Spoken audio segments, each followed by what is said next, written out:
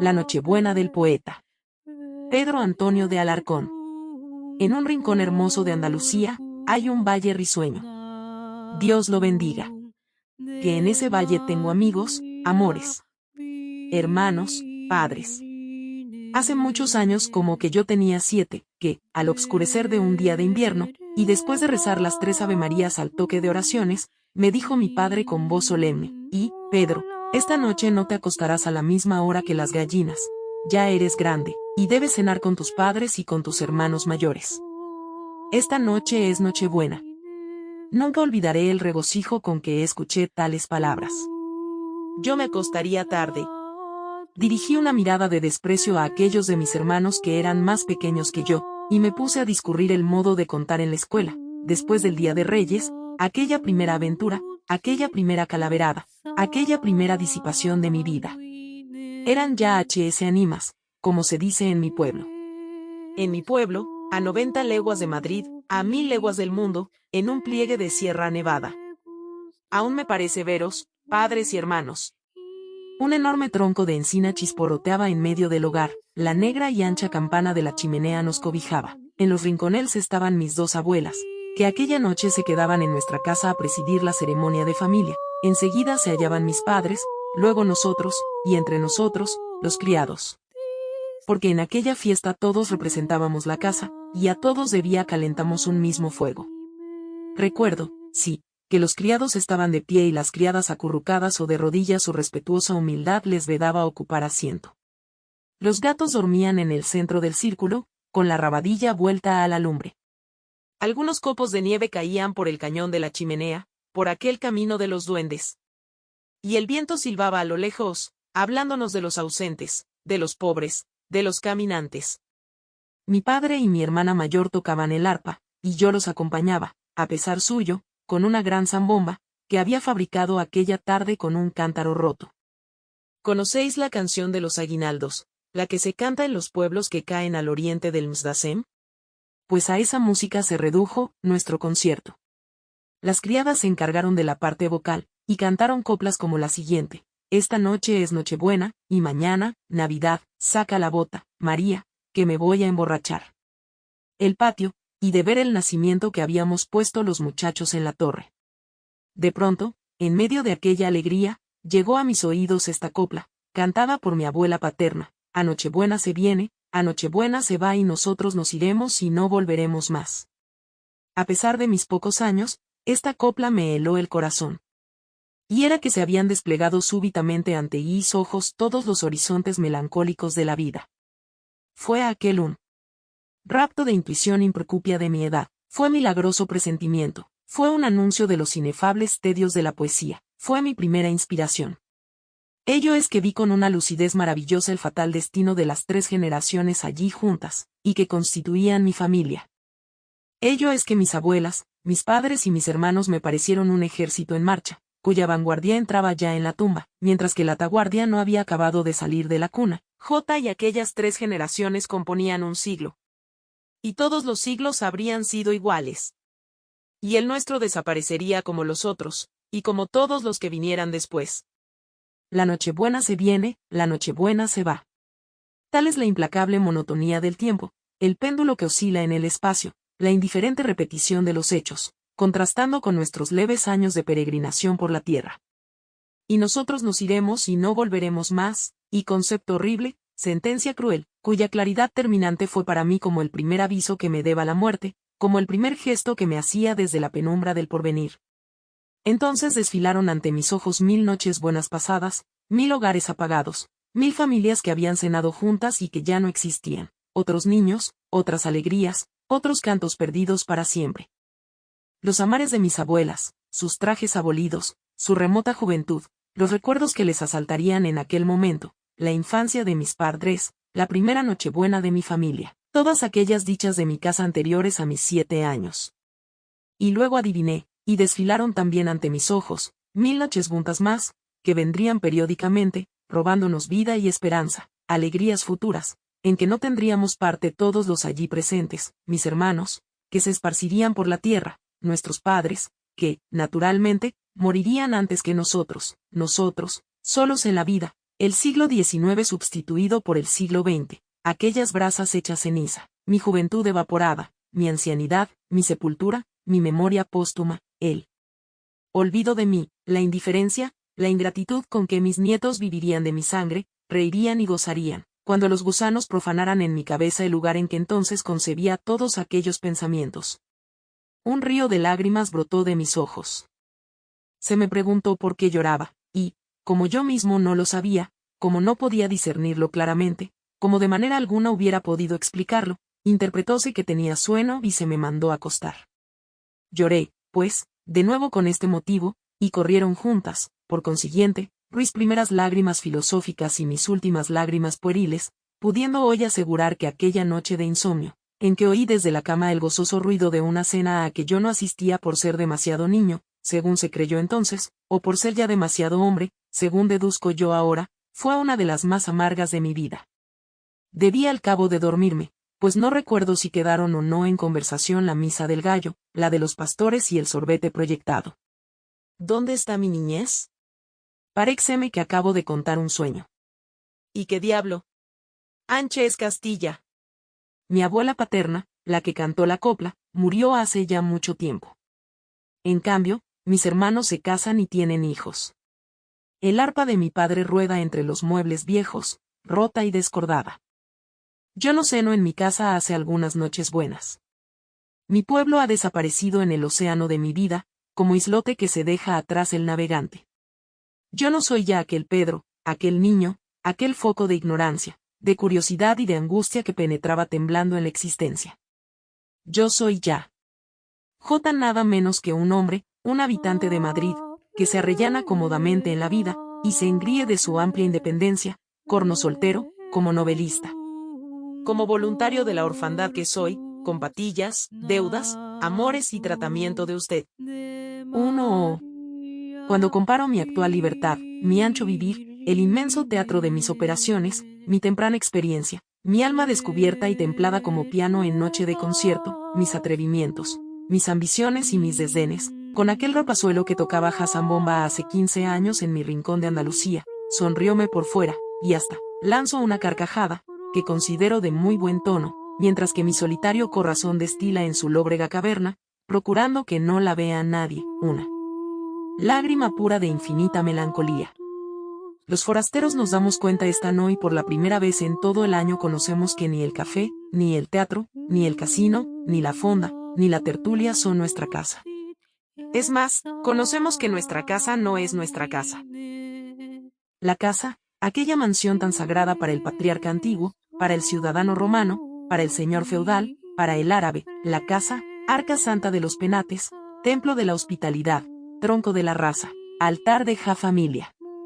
Ha desaparecido completamente en las capitales modernas. La casa existe todavía en los pueblos de provincia. En ellos, nuestra casa es casi siempre nuestra. En Madrid, casi siempre es del casero. En provincias, cuando menos, la casa nos alberga 20, 30, 40 años seguidos. En Madrid se muda de casa todos los meses, o, a más tardar, todos en provincias, la fisonomía de la casa, siempre es igual. Simpática, cariñosa, envejece con nosotros, nos recuerda nuestra vida, conserva nuestras huellas. En Madrid se revoca la fachada todos los años bisiestos, se visten las habitaciones con ropa limpia, se venden los muebles que consagró nuestro contacto. Allí nos pertenece todo el edificio, el yerboso patio, el corral lleno de gallinas, la alegre azotea, el profundo pozo, terror de los niños. La torre monumental, ahí es anchos y frescos senadores. Aquí habitamos medio piso, forrado de papel, partido en tugurios, sin vistas al cielo, pobre de aire, pobre de luz. Así existe el afecto de la vecindad, término medio entre la amistad y el parentesco, que enlaza a todas las familias de una misma calle.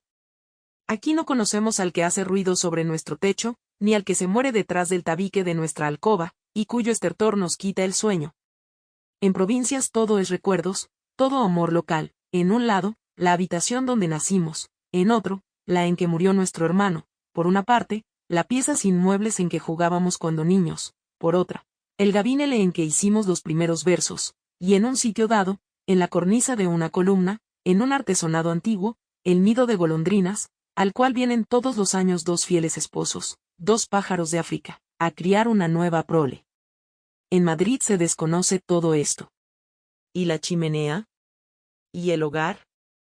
Y aquella piedra sacrosanta, fría en el verano y durante las ausencias, caliente y acariciadora en el invierno, en aquellas noches felices que ven la reunión de todos los hijos en torno de sus padres, pues hay vacaciones en el colegio, y los casados han acudido con sus pequeñuelos, y los ausentes, los hijos pródigos, han vuelto al seno de su familia.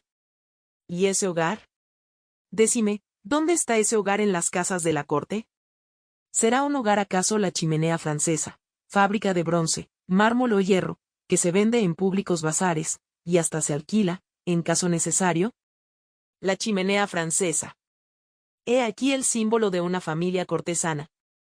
He aquí vuestro hogar, madrileños. Hogar sujeto a la moda, hogar que se enajena cuando está antiguo, hogar que muda de habitación, de calle y de patria, hogar, en fin, y esto lo dice todo, que se empeña en un día de apuro. He pasado por una calle y he oído cantar sobre mi cabeza, entre el ruido de copas y de platos y las risas de alegres muchachas, la copla fatídica de mi abuela: la Nochebuena se viene, la Nochebuena se va, y nosotros nos iremos y no volveremos más. He ahí, me he dicho, una casa, un hogar, una alegría, una sopa de almendra y un besugo, que pudiera comprar por 3 o 4 papoleones. En esto, me ha pedido limosna una madre que llevaba 2 niños, el uno en brazos, envuelto en deshilacliado mantón, y el otro, más grande, cogido de la mano. Ambos lloraban, y la madre también.